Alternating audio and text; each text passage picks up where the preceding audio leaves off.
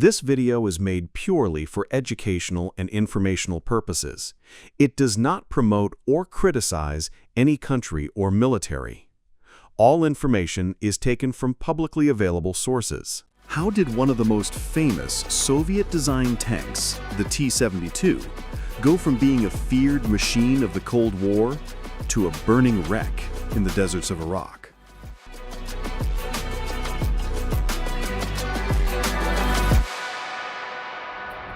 T-72 was at the heart of Iraq's military power. Saddam Hussein's army believed this tank could stand toe-to-toe against the most advanced machines of the West. But when Operation Desert Storm began, the myth of the T-72 faced its greatest test. For Iraq, this tank arrived at a crucial time.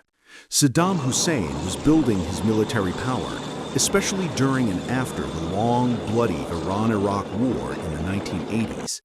The Soviet Union, eager to maintain influence in the Middle East, supplied Iraq with T-72s. But here's the catch. Iraq did not receive the elite versions of the T-72. They were sold export models, stripped down compared to the ones the Soviet Army itself used.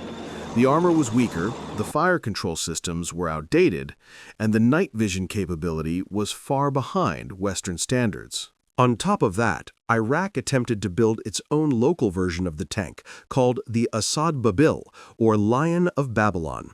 Production was rushed, quality control was poor, and many of these locally assembled tanks were unreliable. Still, Iraq believed sheer numbers could overwhelm any opponent. By 1990, the T-72 was the pride of Saddam's armored divisions, especially the elite Republican Guard. No one in Iraq expected just how badly they would fare against the coalition forces.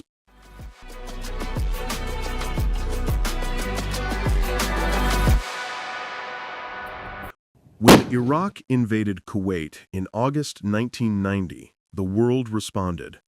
A U.S.-led coalition of more than 30 nations prepared to drive Saddam's forces out.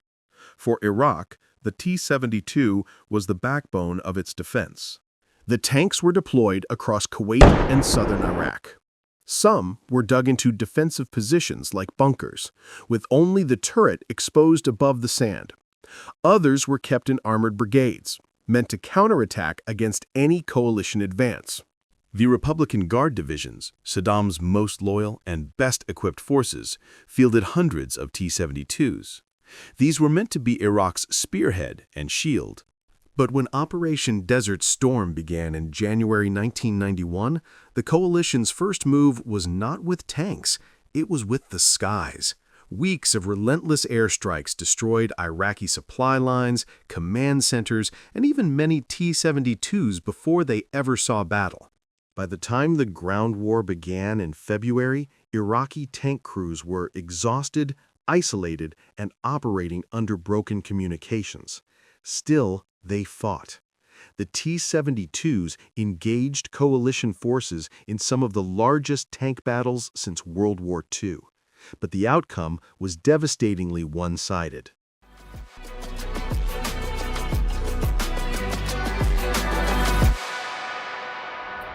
The Gulf War revealed every flaw in the Iraqi T-72s. First, their fire control systems were outdated. While American and British tanks had laser rangefinders and advanced ballistic computers, Iraqi crews relied on older optics that were inaccurate, especially at long range. Second, the armor. The export versions lacked the composite protection of Soviet models. Some even had simple steel plating, which was no match for modern Western shells. The locally built Asad Babil was even worse. Its metallurgy was so poor that some shells penetrated at ranges where a true Soviet T-72 might have survived. Third, and most decisive, night fighting. Coalition tanks like the M1 Abrams and Challenger 1 were equipped with thermal imaging sights, allowing them to see in total darkness or through smoke. Iraqi T-72 crews, on the other hand, were almost blind at night. relying on outdated infrared lamps that could be detected and targeted by the enemy. In practice, this meant coalition tanks could spot Iraqi tanks first, fire from 2 or 3 kilometers away, and destroy them long before the T-72s could respond. And then came the infamous jack-in-the-box effect. Because of how ammunition was stored in the T-72's autoloader carousel, a penetrating hit often ignited all the shells at once. The result, the turret would be blown completely off the tank in a catastrophic explosion.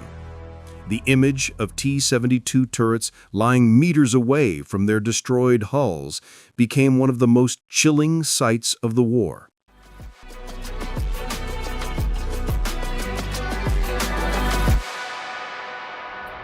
Against the T-72 stood some of the most advanced tanks in the world.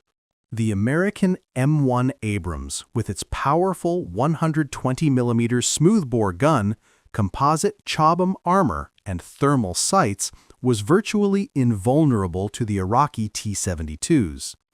In battle, Abrams tanks could destroy enemy armor at ranges of over 3,000 meters. The T-72s struggled to engage effectively beyond 1,500 to 2,000 meters. The British Challenger 1 proved equally deadly. Its 120mm rifled gun achieved record-breaking kills at long distance during the war.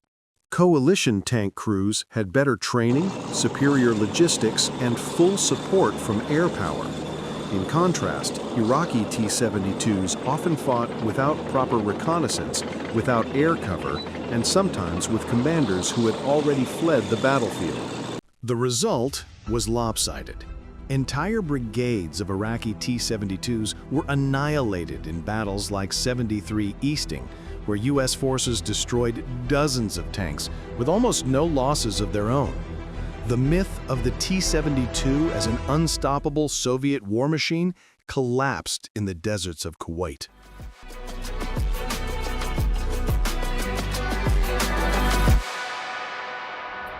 After the Gulf War, the T-72's reputation was in ruins.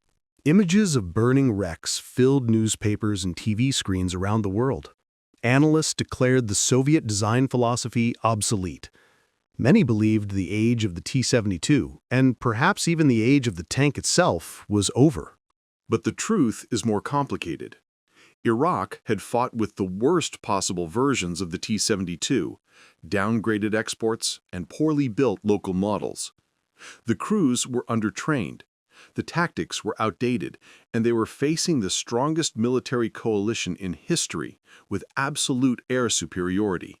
The T-72 itself did not disappear. Newer variants, like the T-72B and the T-90, incorporated composite armor, modern fire control systems, and improved survivability. These tanks remained in service in many countries today. Still, the Gulf War left a permanent scar. For many, the sight of Iraqi T-72s destroyed in the sand became the symbol of the Soviet tank's downfall. The Gulf War wasn't just the defeat of Saddam Hussein's army. It was the end of an era where numbers were believed to triumph over technology, where mass-produced tanks could supposedly overwhelm any enemy. The T-72 showed that without modern upgrades, without training, and without the support of air and artillery, even a legendary tank could be rendered obsolete.